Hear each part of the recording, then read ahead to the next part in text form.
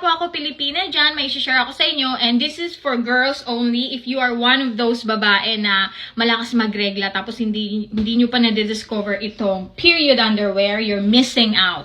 Kasi nung na-discover ko to lately lang, nasabi ko sa sarili ko, where have you been all my life? Yes, meron na silang diaper for period, diba? Ayan ang itsura niya.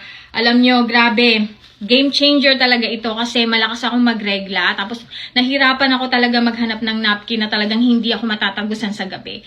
So, ayun. Ito, natry ko na talaga siya overnight. Hindi talaga ako natagusan at saka hindi talaga siya lumalabas. Para ako nag-endorse. Pero hindi ako na-endorse and hindi rin ako nahihiya kasi gusto kong i-share sa inyo. Sa mga kapwa ko babae na hirap kapag ka meron sila tapos sobrang lakas. So, ginagamit ko to first day, second day. Ayan.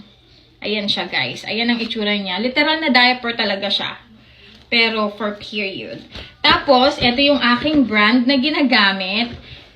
Small, medium. Ayan. Meron din silang ibang brand. Nabili ko to siya sa Target online since wala naman kaming Target dito. And meron din sila nito sa Walmart.